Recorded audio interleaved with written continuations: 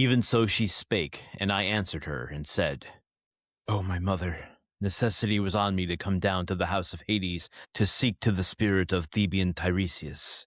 For not yet have I drawn near to the Achaean shore, nor yet have I set foot on my own country, but have been wandering evermore in affliction, from the day that I first went with goodly Agamemnon to Ilios of the fair steeds to do battle with the Trojans. But come, declare me this, and plainly tell it all. What doom overcame thee of death that lays men at their length?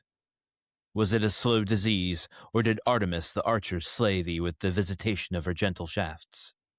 And tell me of my father and my son that I left behind me. Doth my honor yet abide with them, or hath another already taken it, while they say that I shall come home no more?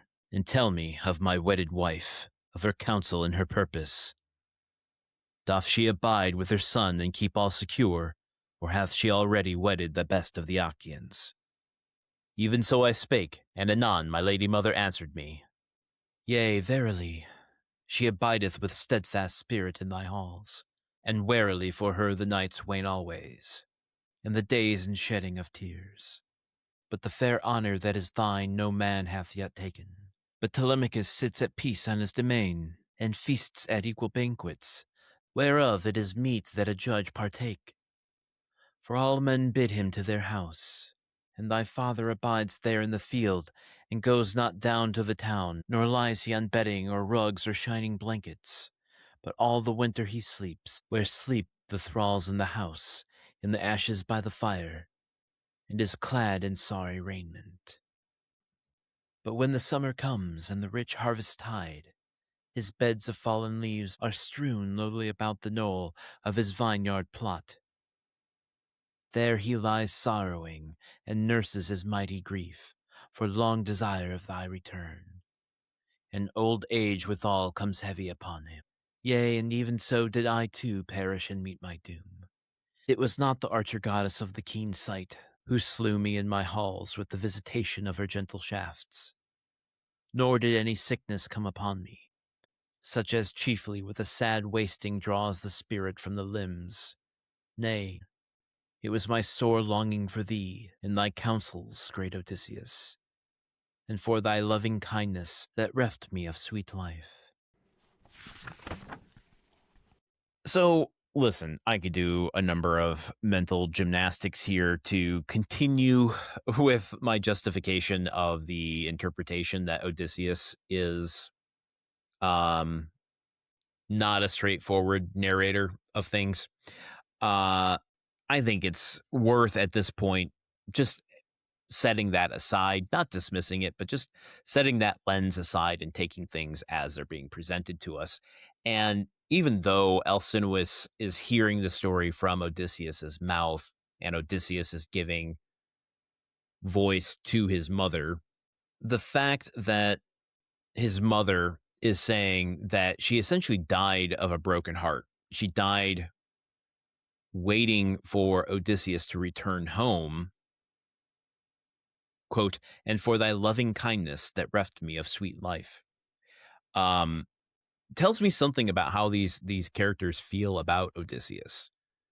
You know, the Penelope stuff at the beginning of the book was not coming from Odysseus's mouth. That was told to us directly by Homer. Now, even though this is being told to us through Odysseus, if we take it for face value, I mean, we've got Penelope, we've got Nestor, we got Menelaus, Telemachus, who doesn't even really know his father, is pining for him. His mother here stating that not only did she die waiting and in despair of his absence, but that yet even now, Laertes, his father, is in such a state. I think part of trying to interpret this differently than it's being presented is that through the medium of mythology and oral storytelling, it is a lot of telling us things rather than showing us things, you know, compared to the modern writing and literature. So there's always like, well, I can't take you at your word, so, you know, I have to look at what's being said between the lines, or maybe that's just how my broken brain works. But if we do take all of this into account, I mean, it is giving justification for and indication for Odysseus being one of the most honorable men. I do think it still opens an interesting question here of how and why Odysseus made the choice to leave for Troy in the first place, knowing everything that he was leaving behind, knowing the wake, or maybe he didn't know the wake that he would be leaving behind. But clearly, for how much physical destruction he took with him to Troy and beyond, there's so much emotional destruction that he's left behind. And is there something here, too, about Odysseus answering his mother when she asked, have you not been home yet? And he basically says that he came to speak to Tiresias because he hasn't been home yet, and that he's been wandering, quote, evermore in affliction. Anticleia's response to this is essentially saying, well, you're not the only one afflicted, and then goes through her own peril of Laertes. And I'm wondering if that brings about a sort of humbleness. I mean, what's it asking exactly? Is it just showing the emotional fallout of war, how it rips not only cities asunder, but families asunder, the souls asunder? And I wondered too if there's something in this interaction between him and his mother, uh, to quote an old adage, it's giving proof that you can never go home again. He's striving to get home to the place he left, but his mother's dead. Laertes is become a hermit. His health is failing.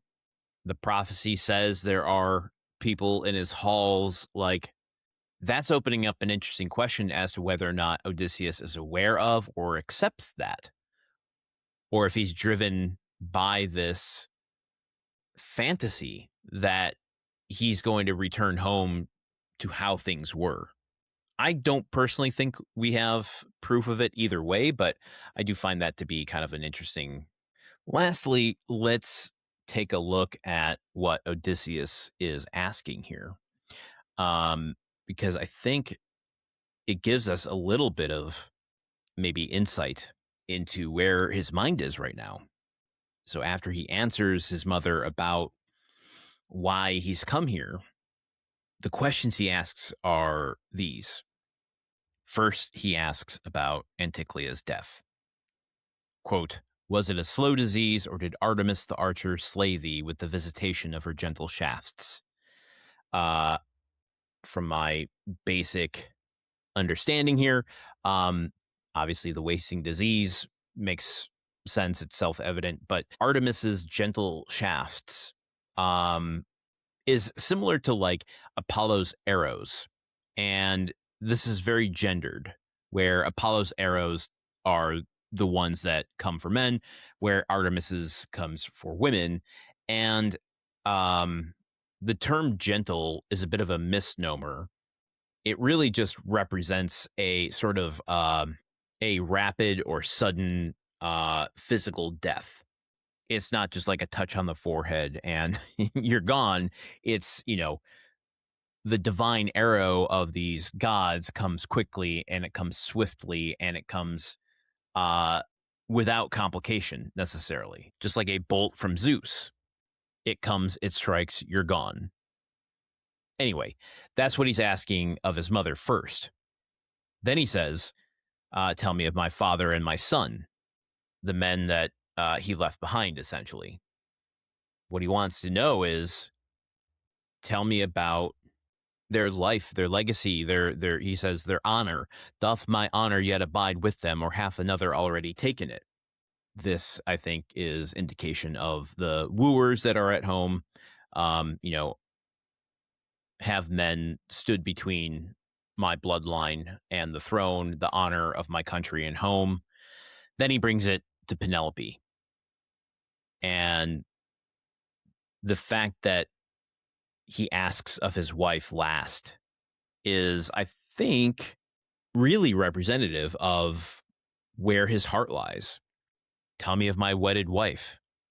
Of her counsel and her purpose, doth she abide with her son and keep all secure, or hath she already wedded the best of the Achaeans?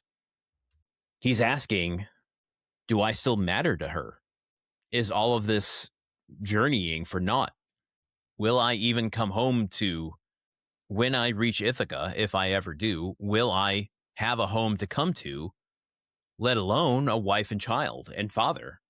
So even though these are just simple conversations between characters, we are getting an awful lot of story. So join me here tomorrow as we cover a little bit more of Book 11. We're not even halfway there, folks. So until then, okay, goodbye. Odyssey is part of the Gruntwork Podcast Network. The show is produced, edited, and hosted by Landon Solano. The original text of The Odyssey, written by Homer. Theme song by Neuroflow.